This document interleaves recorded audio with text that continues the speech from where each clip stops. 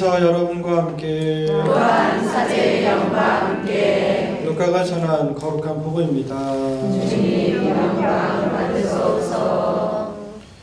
예수님께서 군중에게 말씀을 하고 계실 때 군중 속에서 어떤 여자가 목소리를 높여 선생님을 배웠던 모태와 선생님께 젖을 먹인 가슴은 행복합니다 하고 예수님께 말하였다.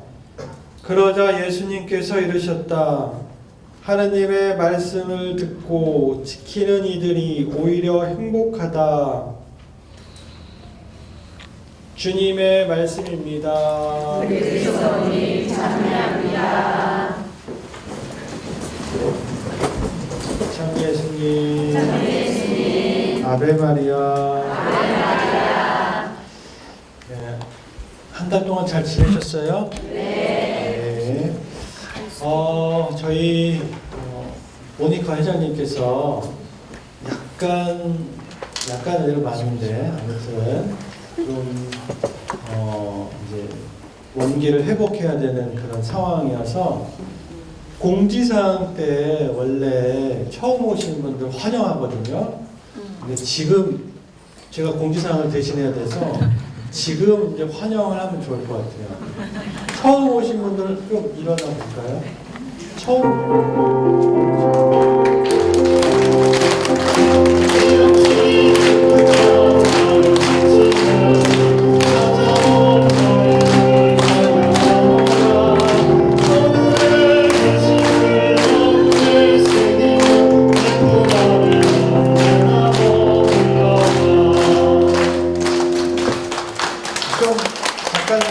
잠깐만 좀 서 계시면은 저희 봉사자분들께서 용지를 나눠드릴 거예요. 용지 대시고 여기에다가 인적사항 적어서 나갔을 때 제출해 주시면 감사하겠습니다. 받으신 분들은 앉으셔도 돼요. 거의 3분의 1이 되네요. 오늘은 처음 오신 분들이 예전보다 더 많은 것 같은데 아마도 전국 대피점 이후로 또 청라폴로에 대한 소식이 많이 이렇게 퍼진 게 아닌가 싶습니다. 네, 10월 묵주기도 성월에 서울 마리아 사제운동 체나콜로 봉사에는 전국 대피점 남북 통일 기업 미사 불토 체나콜로가 있었습니다. 성모님이 우리를 사랑하는 마음과 우리의 마음이 합해져서 기념비적 달을 보냈습니다.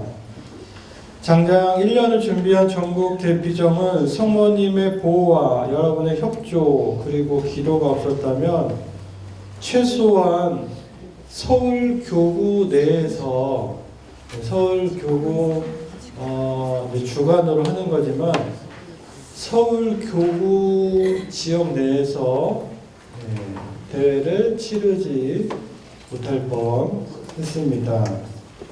준비 과정에서 하나에서 열까지 인간의 계획대로 되는 것이 하나도 없었습니다.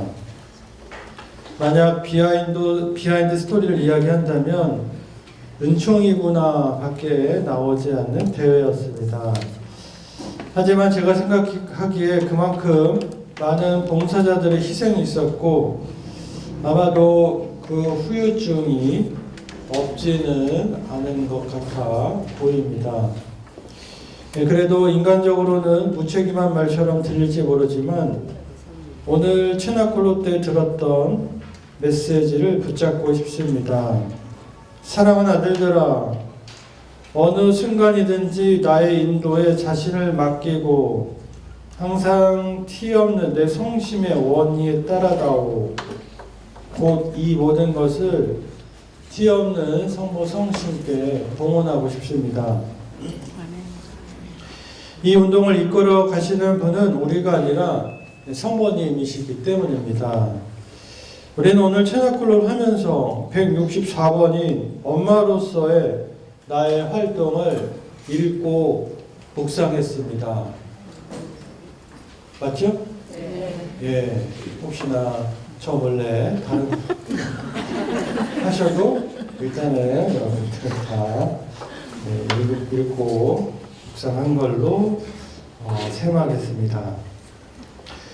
여기서 어머니께서는 침묵 속에서 은밀하게 당신의 계획 또는 활동을 하고 계신다고 말씀하십니다.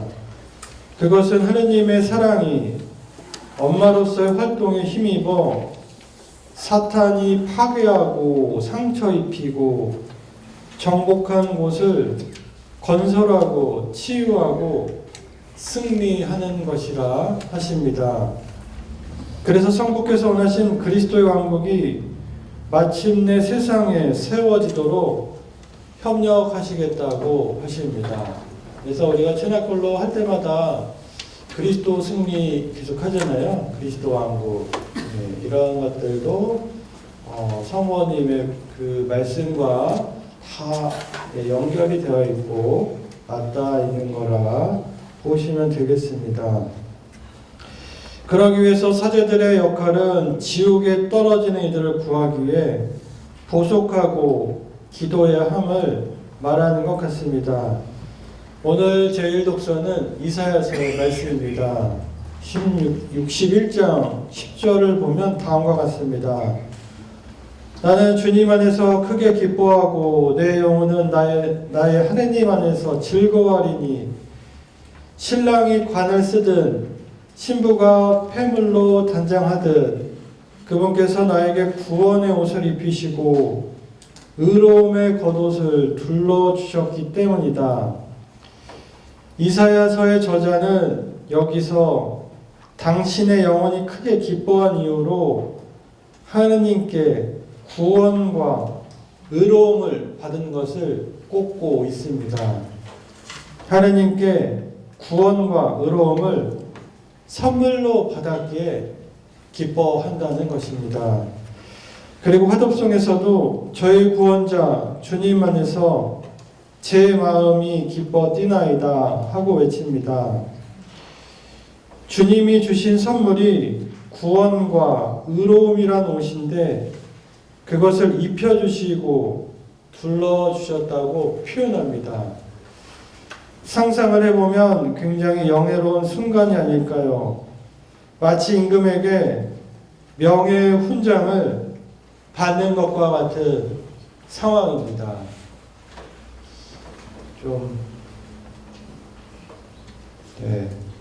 아무튼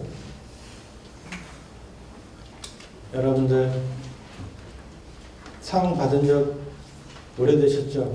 학창 시절 말고